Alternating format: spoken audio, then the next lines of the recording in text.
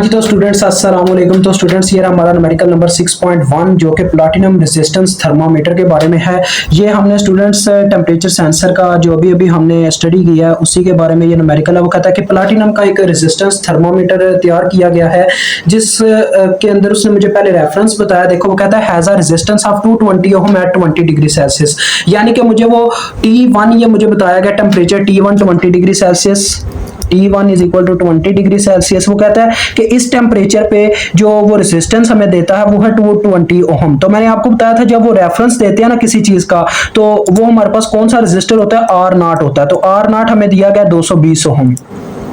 तो टेम्परेचर को पहले कन्वर्ट कर लेते हैं उसके अंदर अपना केल्विन के अंदर। तो 220 plus 273.15 which is equal to 20 इसमें जमा करें 293.15 केल्विन आ जाएगा। ठीक है, उसके बाद देखो स्टूडेंट वो कहता है कैलकुलेट करो रेजिस्टेंस को, यानी कि आर हमने कैलकुलेट करनी है जो आपको पता है विद रेफरेंस फाइंड आउट की जाती है एट 50 डिग्री सेल्सियस। तो T2 50 डिग्री सेल्सियस है तो 50 डिग्री सेल्सियस को भी केल्विन में कन्वर्ट कर लूंगा। 50 प्लस 273.15 तो 70 में 50 जमा करें 30 और 20 हाँ 223 तक 323 तक चला जाएगा, 323.15 केल्विन।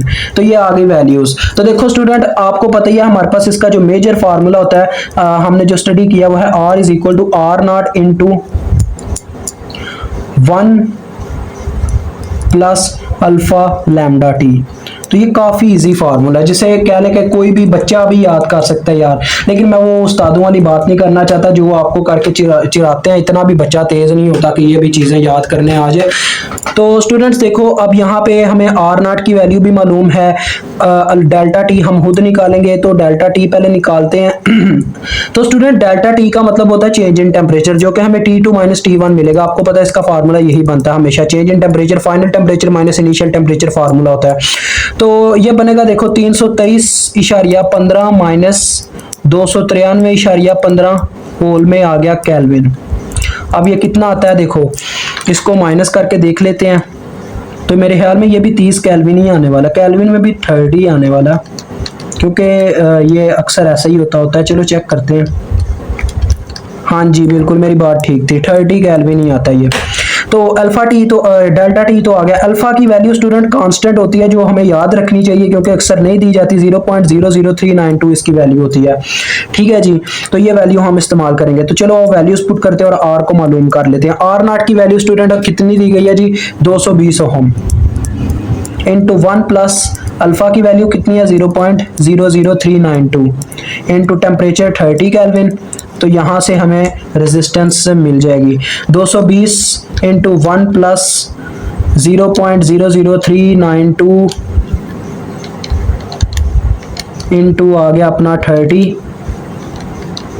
तो ये स्टूडेंट्स मेरे पास आ गया इसकी रेजिस्टेंस 245.872। तो देखिए स्टूडेंट्स बात वही हुई है जो मैंने आपको समझाई थी। जब ये क्या होता है जी, जब हम मतलब कि टेम्परेचर मेजर करने लगते हैं तो रेजिस्टेंस उसमें इंक्रीज होता है, रेजिस्टेंस के इंक्रीज करने की वजह से टेम्परेचर इंक्रीज होता है। तो यही चक्कर है। देखो जब टेम्परेचर बढ़ा तो इसकी रेजिस्टेंस पहले से ज्यादा आई है, 245.87 ओम आई है, चाहे 872 है लेकिन बात वही है। तो ये आपका यहाँ पे न्यूमेरिकल हल होता है। कोई भी ऐसा न्यूमेरिकल आज तरीका यही होगा, रेफरेंस रेजिस्टेंस गिवन होगा और आपने क्या करना होगा जी, आपने अल्फा रख के और डेल्टा टी निकाल के उसे फाइंड आउट करना होगा। तो भी आपसे इजाजत चाहूंगा। अल्लाह हाफिज, अस्सलाम वालेकुम।